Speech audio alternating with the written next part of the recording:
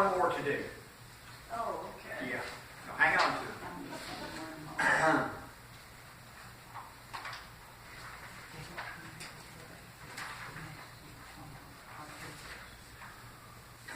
Again, I welcome everybody here today, and I want to start out by telling you a story. It's sort of a joke, and I hope you will get the meaning of it.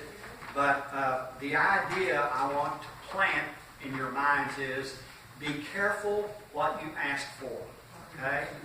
And so to illustrate this, I'm telling you a story, I say, and a joke, because there was a couple that were 60 years old. They had lived a very faithful life together. So on their special day, a fairy showed up and commended them for the very good example that they had set.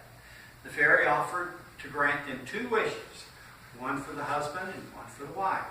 And so the woman, being a true romantic, said, well, the wish I would like for you to grant, I would like to take a very nice trip with my husband, and it is something I've never been able to do, and I would love to travel around the world with my husband.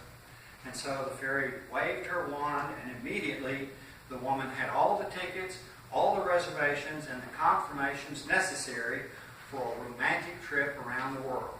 Sounds great, doesn't it? Then she turned to the man and he asked, for what do you wish? He thought for a while and he said, frankly, I would like to take that trip with a woman 30 years younger. Poof, he's 90 years old. So, anyway, the moral of that story is be careful what you ask for. And I know that sometimes reading the papers that there will be people that on just a whim, they'll go buy a lottery ticket. And what happens? Lo and behold, they become instant millionaires. They said, oh, that's something I've always wanted to do, is to win the lottery. But you know what? There's some group that follows up on these people that win the lottery maybe 2 or 3 years after they win the lottery. And you know what was surprising about some of the things they found out?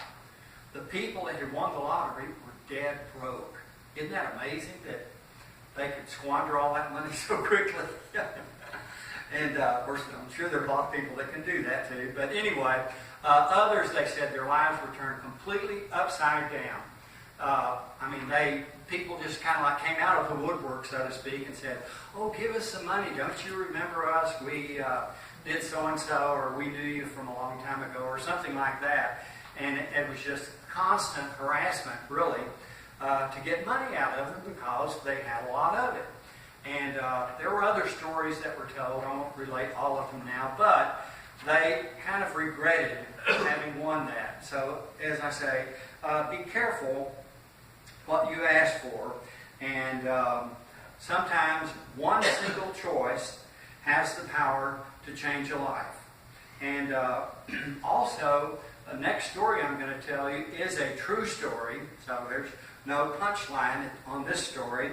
But it shows that one decision, one single choice, can change a nation.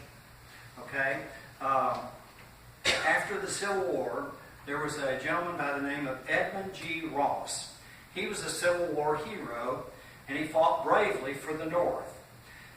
He was actually honored by his war service by being appointed to serve the remaining portion of a term of a Kansas senator who had recently died.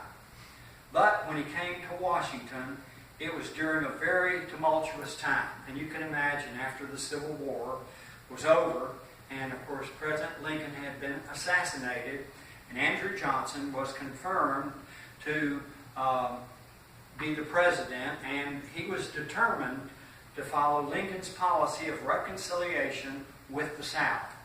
Others didn't feel exactly that way.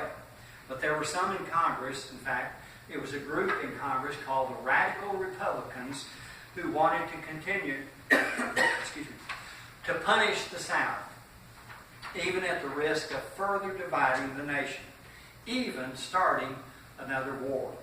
The House of Representatives had voted to impeach Andrew Johnson. So, all that remained was for the Senate to confirm their vote of impeaching President Johnson. And it would take 36 votes, and the radical Republicans already had 35